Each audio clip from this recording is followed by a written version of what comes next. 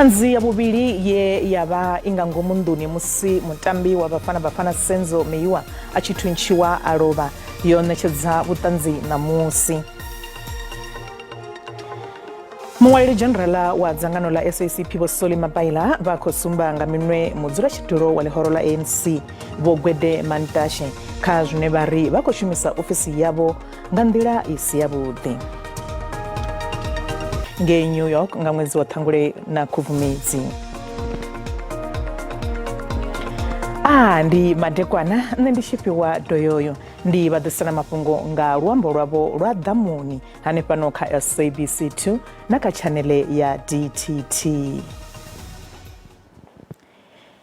Muwaliri generala wa zangano la SABC bosoli mabaila bakusumba ngaminwe muzura chiduro wale horola ANC bogwede mantashe kajune bari bakushimisa ofisi yabo ngandira isi yabude abo mkomanisi na muzura chiduro wale horola ANC bari bakopambana zvichida kauvusuluziwa habushaka hatanganirano ya bararu bomantashe bakusumba bo ngaminwe ngajune bari zangano la SABC kajune bari bakotoda uparadza le horola ANC ngakuelero za uribu shaka hatanganirano iyo ya bararu buteya utovusuludzwa.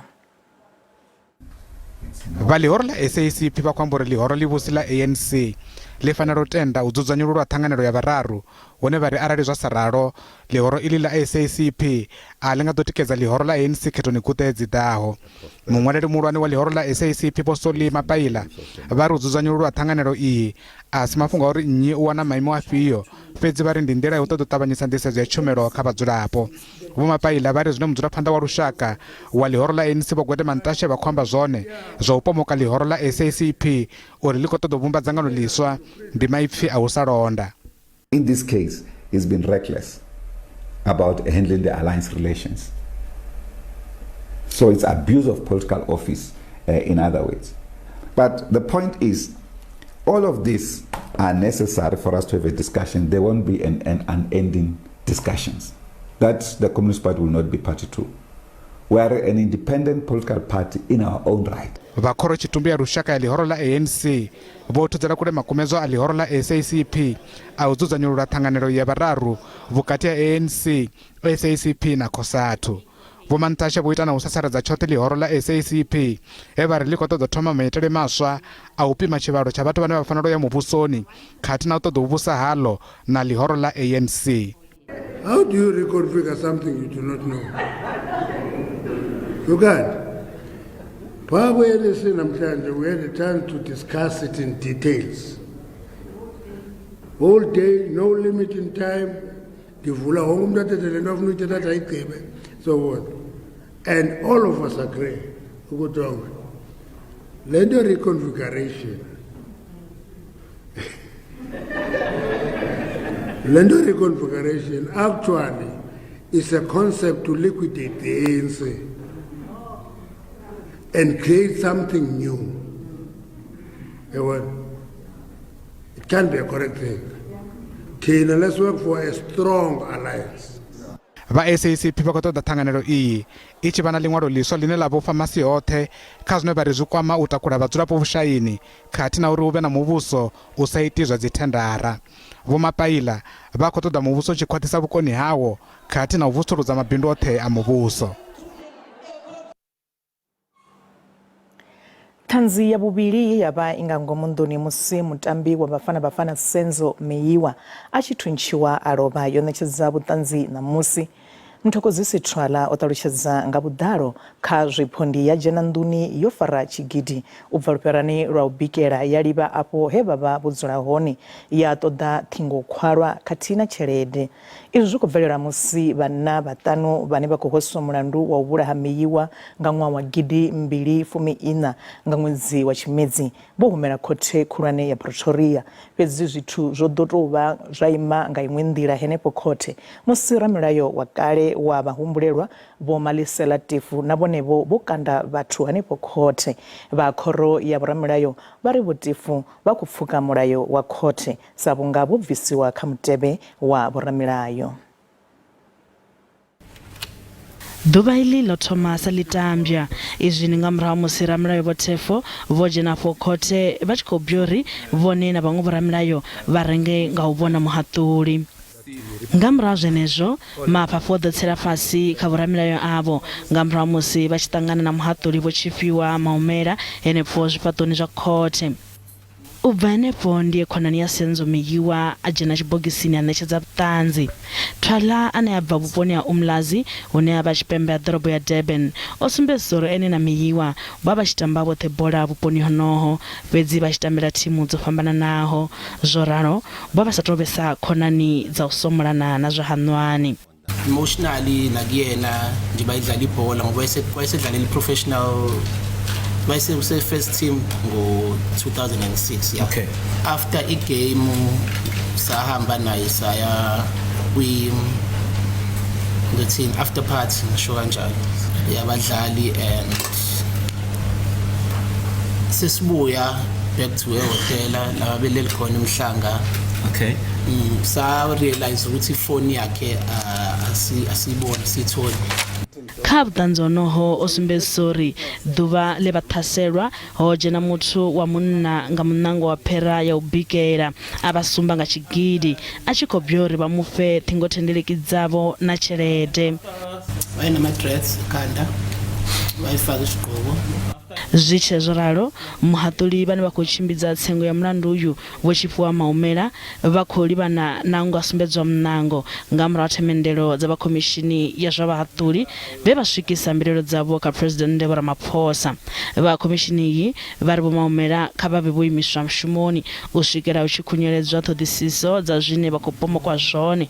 Tsengo i khou ḓo bvela phanḓa nga Ḽavhuraru. Minista wa zwa vhuendela mashango Vho Patricia de Lille vho thudzela kule khuwelelo ya uri vha bvise bodo ya tshifhinganyana i re na miraḓo miraru ya South African Tourism. Bodo ya tshifhinga tsho fhelaho yo fhaladziwa ṅwedzi wo fhelaho nga murahu musi miraḓo ya 11 kha yeneyo bodo vho ḓurula mushumo zwi tshi tevhela u haniwa ha ndambedzo ya masheleni a randa dza biḽioni nthihi e a vha a tshi khou tea u ṋetshedziwa sa ndambedzo kha thimu ya Tottenham Hotspur. Minista Vho de Lille vha vho fara muṱangano na komiti ya phalamendeni ya zwa vhuendela mashango nga mvelaphanḓa kha bodo ya muhasho wa zwa vhuendela mashango wa ḽino ḽa Afrika Tshipembe. Kha muṱangano honoyo minista vho ḓo vhudziseswa nga miraḓo miraru vha bodo iyi vha tshifhinganyana vhane khavho havha vho Tim Harris vhane vha vha muraḓo wa kale wa phalamennde kha ḽihoro ḽa DA ngeno vho Kholeka Zama vha tshi bva kha zhendedzi ḽa zwa vhubindudzi ḽa Western Cape ngeno vho Zwelivanzi Mtambo vha tshi bva kha sekithara ya zwa migodi. I will consider your concerns. You cannot instruct me what to do. I will leave here, I'm going to listen to the whole picture inclusively, but nobody can instruct me. I want to work with you and let's work together, and I'm sure here's a golden opportunity that we can move forward onto. I'm also not going to get into character assassination of anybody. That's not me. Because I would like anybody to do that to me. We are dealing with professional people here. We have explained that we were simply looking for finance, for governance experience, and for tourism experience. She will consider the concerns, and no one can instruct her, and that no one has instructed her. By the way, it is the submission by the Portfolio Committee for her consideration. Henceforth, Minister will decide on what should happen. Miraḓo ya phalamennde vho ṱahisa mbilaelo dzavho nga bodo iyi ya tshifhinganyana nahone vha khou ṱoḓa bodo iyi i tshi faladzwa. Vha muvhuso vho tenda u ḓo badela masheleni a pensheni kha miraḓo ya mmbi ya vhupileli ya kale kana military veterans. Izwi ndi uya nga themendelo ya mulayo wa Military Veterans Act of 2011. Masina zwa zwino nga kha Zoom rina Vho Laibon Muthapuli ubva kha dzangano la maswole vhakale vhavenḓa u amba nga ha u phuletshedza ha zwithu zwo bvelelaho ha magavhelo a pensheni hune a ḓo avheliwa avho maswole vhakale. Ndi madekwana Vho Muthapuli ri khou vha ṱanganedza kha mafhungo a Tshivenda kha musi ri mbo ḓi lavhelesa uri ho itea mini uri muvhuso u kone u swikela hune wa dzhia ine tsheo ya u ḓo tenda u avhela masheleni aneyo a pensheni kha maswole vhakale. Ndi madekwana muhashi na vhathetshelesi vha mafhungo kha SABC 2. Vha nga bvela phanḓa Vho Muthapuli vha ṱalutshedza uri ho bvelela mini uri muvhuso u swikelele hune wa dzhia heyi tsheo.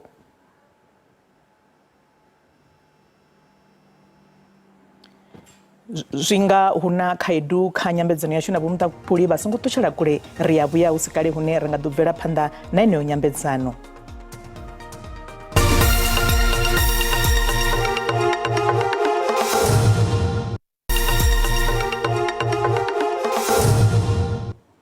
Ri khou dovha hafhu vha ṱanganedza kha mafhungo a Tshivenda fhano kha SABC 2 na kha chanele ya DTT.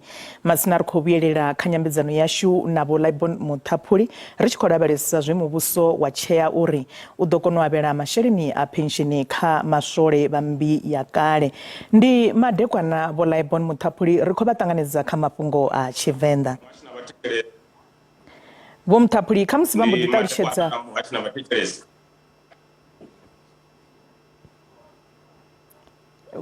Vho Muthapuli vha nga ṱalutshedza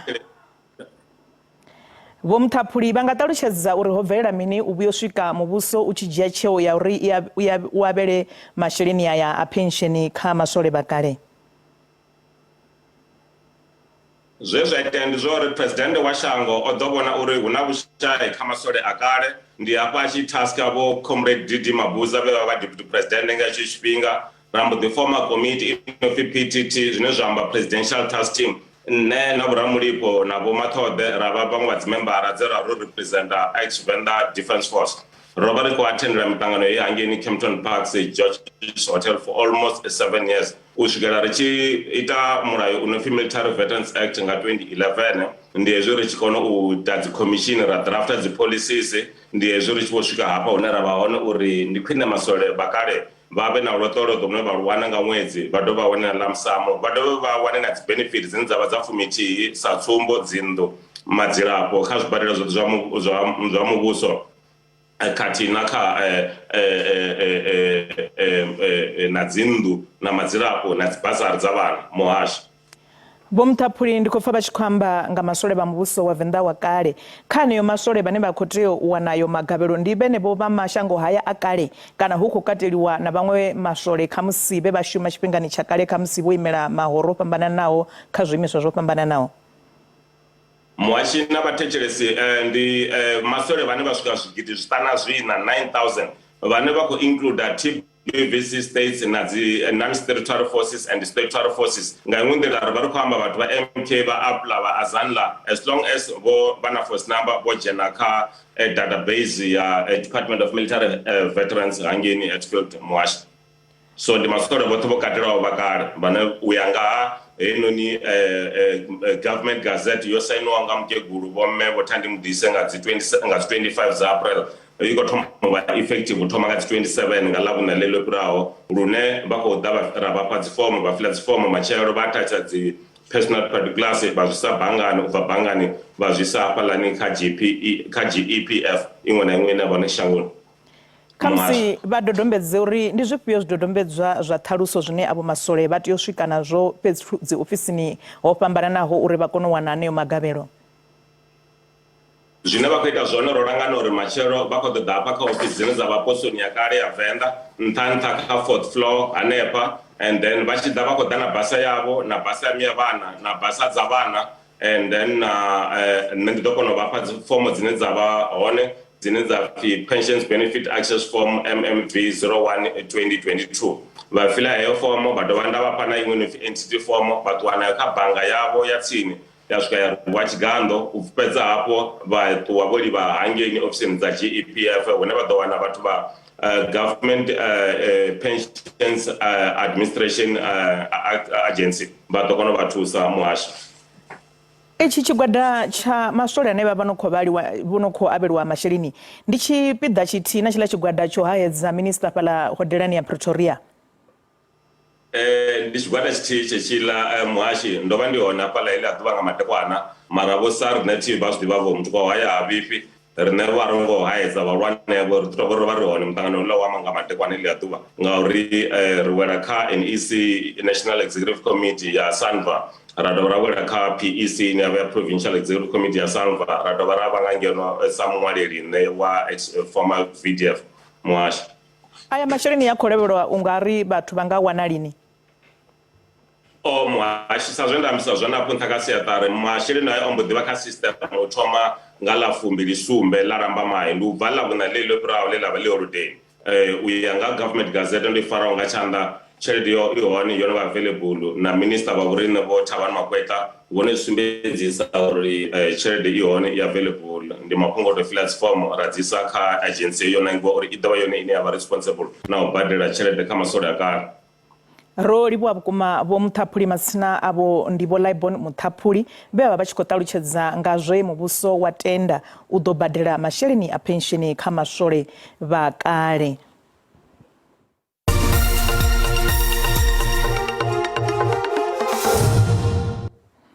Masina ri tshi lavhelesa tshiimo tsha zwa ikonomi ri khou vhona randa i tshi khou vhonala i fhasi musi i tshi khou vhambedziwa na maṅwe masheleni mahulwane a ḽifhasi.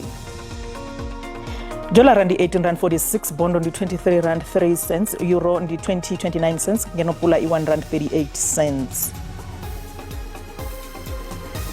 Mikovhe pala JC i fhasi. Masina kha zwibveledzwa musuku ndi $2,009, platinum ndi $1,050, oil songo nakiswaho ndi $78.10 nga fagi. Masina musi ri tshi bvela phanḓa na mafhungo muḓivhi wa zwa mulayo vha ri zwi nga dzhia miṅwaha ya 10 uri khothe dzi kone u tandulula dandetande kha zwa u shavha dzhele ha Thabo Best advocate vho Thabo Moleti vho ṱalusa izwi zwi tshi tevhela u fariwa ha vhaṅwe vhathu vhavhili vhane vha khou ṱumanyiwa na mulandu wa u shavha dzhele ha Best vhane vha vha vhashumi vha khamphani ya G4S. Best ndiwe ya luka mano a uri o lovha uri a kone u ṋenga dzhele ya maṅau nga ṅwedzi wa Shundunthule mahoḽa. Vhaṅwe vha vhathu vha kha ḓi lavhelela u ḓo farwa musi mulandu uyu u tshi khou ralo u bvela phanḓa. U swikela zwino hu tshi farwa vhathu vhaṱanu na vhararu. Mulandu wa mutshipi wa vhathu na muvhulahi Thabo Best u khou ambelwa uri u ḓo ḓi bvela phanḓa na u ḓisa mafhungo maswa tshifhinga tshoṱhe. Musi vhaimeleli vha mulayo vha vhaṅwe vha humbulelwa vha tshi khou ralo u dzulela u shandukiswa. Izwi ndi zwithu zwine zwa khou ṋaṋisa mulandu uyu uri u dzulele u sengenedza nḓevhe dza vhathetshelesi. It's a very intricate case, a very sensitive case. One, because it involves corpses. Two, it involves someone who is now serving time in jail, and lo and behold, he's now out. So it's very sensitive in that matter. Hu khou dovha lavhelela uri mulandu uyu une wa khou dzhiwa sa une wa konḓa vhukuma u ḓo dzhia tshifhinga tshilapfu. Believe you me, it's my view that this matter is going to drag for a decade or so. I stand to be corrected. One, the reason I'm saying that is because there's so many role players here. It might well be established that even politicians are involved, but because this is not a simple case, it's not an easy case, we might see that there are going to be more arrests, or more arrests are imminent, and the legal reps will come and go because of lack of funding. Vha muhasho wa vhulamukanyi na nduramiso vho mbo ḓi dzhia tsheo ya u fhelisa kontraka yavho na vha Bloemfontein Correctional Contracts. Ava vha BCC ndi vhone vhe vha ṋewa kontraka ya u langa dzhele ya maṅau. Vha muhasho uyu vha ri muno mbo ḓi thoma na mushumo wa u dzhia murahu dzhele iyi. lo ka ba shikara ba se mutsho wa shu zori wani war fara spina ra korisha belesa re ko bona zori ngeno bukati ya shango la shumbra kizlatsi ko bona zishito banzi shikona re kwamba ngeno ka vundu la shu la first state re ko ba fu rasbezoro na ne phala ka vundu la shu la northwest re chebelesa na ka vundu la shu ne phala Gauteng vra kizlatsi to banzi shikona shika ka 60% re sangwe na ngeno ka vundu la shu la KwaZulu-Natal hona re ko vela phanda nga utla lo tsikusumbedza zila mvura tsako to tendo to rapu apedza asimvura dzo dina ya manda re korisha belesa na ngeno ka vundu la shu la Gauteng kedzimvura zezila zikudibela phanda na ona re ko lebelesa na ka vundu la KwaZulu-Natal zwato siya pedzera shirabesa petungwane phala ka vundu la shu la Eastern Cape hono shitoba na makolo ko bona ho shikoro shura bukuma re shitwa pho re shirabesa na phala ka vundu la shu la Western Cape hona re ko lebelesa ka vundu la shu la Gauteng mvura kedzi ko dibona zito diba zikona peto pamba na pedzi muchono ko bona la ushito diba ushitoba kukata nga dotoro tholesa Springs 26 degrees Brongospruit 27 degrees zona mapezo dobosa ko tholesa nga utoralo re ko twa pho re shirabesa zine ba kotsi bzo zone ka vundu la Limpopo hone one mvura za ko dibona zito dipfela fela phala na phala ko bona shitobo shikopisa phala bura 30 degrees Giyani 31 degrees na phala Mosina 33 degrees zona mazoni muchono dobo shikopisa ka ovundu la Mpumalanga na hone na mvura zikomna zitoba zikopfela fela phala na phala hona doro thola phala Emelo 24 degrees ralabelesa na phala Standard nga 26 degrees pezo ko bona shitopisa phala sikukhuza ralabelesa nga 32 degrees zotamba pezo ka vundu la shula Mpumalanga hono doba hotopora nga utoralo hona re ko twa porisha besa ka vundu la KwaZulu-Natal na hone ukubona la shitodi ba temperature zifasi sejinga machono kudibona na hone mvura zitodi ba zikopfela fela pezo dobona ro makole Port Shepstone temperature ka 23 degrees rampe zora high hudoba huchkoroshola abukuma na pala Ladysmith hudoroshola abukuma riko vela phanda ka vundu la Eastern Cape no khobona no to bona makole phethu ngoma khanda ne phala temperature zipasi nga 22 degrees pala Mthatha nga 20 degrees na no khobona chimezi zipasi riko to apurisha besa phala ka vundu la Western Cape na no khobona to dibana makole ukhobona temperature zipasi Hermanus 20 degrees la besa phala Langsburg za dinga zibukati nga 26 degrees Glen William 28 degrees riko to apurisha besa ka vundu la Northern Cape ne phala no khobona shitopisa Kurman 30 degrees Uppington 30 degrees rampe zara high udobo shikopisa na mvura zineza kholabelwa ka vundu la First State zinemba khotsi zone temperature sikobona zibukati na hono na mvura ne phala phetsi Fixback no khobona shimba zinga zipasi nga 25 degrees to diamba phetsi zoro udoba huchkorothola nga utoralo riko vela phanda kholabelesa ka vundu la Northwest naone ukomna shimba zipasi zibukati phetho pamba now Osdal 28 degrees rishabasa na phala Freiburg 30 degrees zota maphezu zidoba zibukati na ono phela mvura upfa khane mkolero wa matsila ndiri madekwana abudi